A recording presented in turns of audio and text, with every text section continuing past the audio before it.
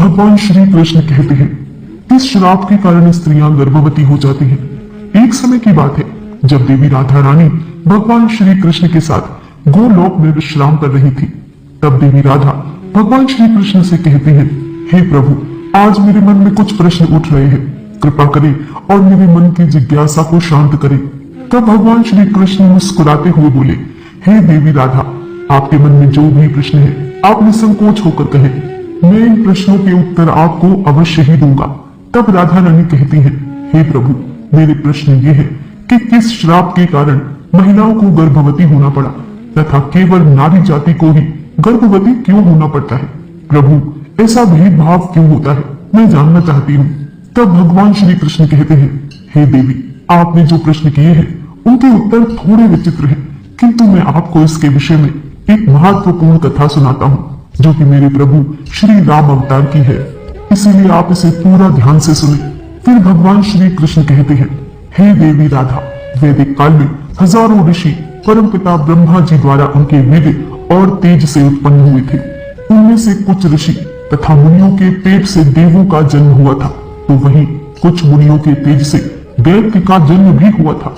हे देवी, ऐसे ही एक ऋषि सतयुग में हुए थे जिन्होंने औरतों को गर्भवती होने का श्राप दिया था। तब देवी राधा बड़ी ही आतुरता के साथ पूछती है, हे प्रभु, तो कौन थे वे ऋषि जिन्होंने औरतों को गर्भवती होने का श्राप दिया, और कौन थी वह संसार की पहली स्त्री जो एक ऋषि के श्राप से गर्भवती हो गई थी? भगवान श्री कृष्ण कहते हैं, देवी राधा, इस कथा का वर्णन महर्षि वाल्मीकि जी के रामायण के उत्तरकांड में किया गया है, जहाँ प्रभु श्री राम को महर्षि अगस्त्य इस कहानी को सुनाते हैं।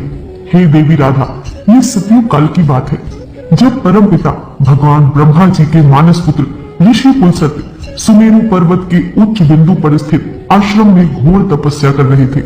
उसी समय ऋषि को अत्यंत कठोर तप करता देख अन्य ऋषि कन्याएं विचलित होने लगी और वे अपने मन को शांत करने के लिए उन ऋषियों के समीप जाकर उनकी तपस्या में बाधा डालने लगी। तब ऋषि पुलस्त्य जी ने क्रोध में आकर वहां उपस्थित सभी कन्याओं को श्राप दे दिया कि अब जो भी उनके सामने स्त्री आएगी उनकी नजर पड़ते ही वह कन्या गर्भवती हो जाएगी।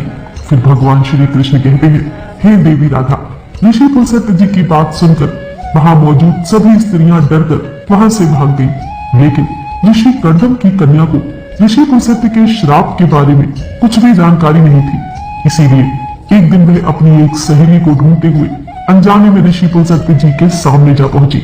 ऋषि पुलस्त्य जी उस समय वेदों का पाठ कर रहे थे। तब ऋषि पुलस्त्य जी ने जैसे ही नजर उठाकर कन्या को देखा, फिर उनके श्राप का असर उस कन्या पर प्रभावित होने लगा। तत्काल ही उसका शरीर नीला पड़ गया और वह गर्भवती हो गई। अपने शरीर में इस तरह का परिवर्तन देखकर ऋषि कन्या घबरा कर अपने पिता के पास पहुंच गई। भगवान श्री कृष्ण कहते हैं, हे देवी राधा, अपनी कन्या की ऐसी हालत देखकर ऋषि कर्दम को बड़ा ही दुख हुआ और तभी उन्होंने अपने ज्ञान की शक्ति से सारी घटित घटना का अनुमान लगा लिया। इसके बाद वे अपनी कन्या को लेकर ऋषि पुलस्त्य के पास गए और कहा, हे मुनीश्वर, आपको हमारा नमस्कार है। मेरी पुत्री अनजाने में आपके पास आई थी, किंतु आपके श्राप के कारण आज वह संसार की पहली स्त्री है जो गर्भवती हुई है। मेरा आपसे निवेदन है कि आप इसे भिक्षा के रूप में ग्रहण करें।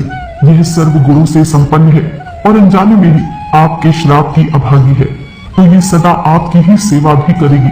भगवान श्री कृष्ण कहते हैं, हे देवी राधा, ऋषि कर्दम जी की आदर पूर्वक विनती और निष्पाप उनकी पुत्री को मिले श्राप से ऋषि पुलस्त्य भी बहुत दुखी हुए और उन्होंने ऋषि कर्दम को प्रणाम किया और उनकी पुत्री ग्रहण करने का आश्वासन भी दिया और उसके बाद पुलस्त्य जी ने उस कन्या को स्वीकार कर लिया। इसके बाद वह कन्या ऋषि पुलस्त्य के साथ रहने लगी और उनकी दिन रात सेवा करने लगी। उनकी सेवा भाव से अत्यंत प्रसन्न होकर ऋषि पुलस्त्य जी ने एक दिन उनसे कहा, हे देवी, मैं तुम्हारी सेवा भाव से बहुत प्रसन्न हुआ हूँ, इसीलिए मैं तुम्हें अपने समान पुत्र प्राप्ति का वर देता हूँ। जिस समय तुम मेरे सामने आई थी उस समय मैं वेदों का पाठ कर रहा था और तुमने उन वेदों का श्रवण किया था, इसीलिए तुम्हारा पुत्र वेदों का ज्ञान देने वाला विश्रवा के नाम से जाना जाएगा।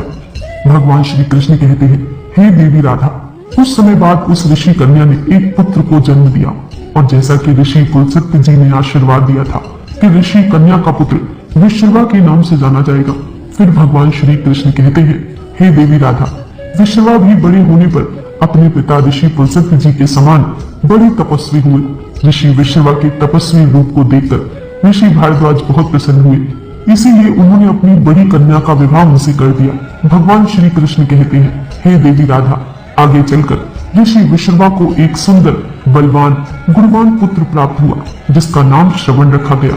फिर भगवान श्री कृष्ण कहते हैं, हे देवी राधा, इसी श्रवण का ही एक नाम कुबेर है। फिर भगवान श्री कृष्ण कहते हैं, तो देवी, मैंने आपके पहले प्रश्न का उत्तर दिया है। हे देवी राधा, आपका दूसरा प्रश्न था कि क्या केवल नारी ही गर्भवती हो सकती है? तो ध्यान से सुनो, नारी के समान पुरुष भी अपने दिव्य तेज से गर्भवती हो सकते थे, किंतु हे देवी राधा, एक स्त्री को संसार की दिव्य शक्ति स्वयं परम पिता ब्रह्मा जी ने दी है और उसकी रचना करने में उन्हें कई गुना अधिक समय लगा था। इसीलिए नारी को यह श्राप रूपी वरदान है कि वह इस संसार का निर्माण ब्रह्मा जी के बाद स्वयं कर सकती है। दोस्तों, आशा करती हूँ आज की कथा आपको जरूर पसंद आई होगी। वीडियो को लाइक जरूर करें और कमेंट में जय श्री कृष्णा लिखना ना भूलें। साथ ही चैनल को सब्सक्राइब करें। आप सभी का धन्यवाद।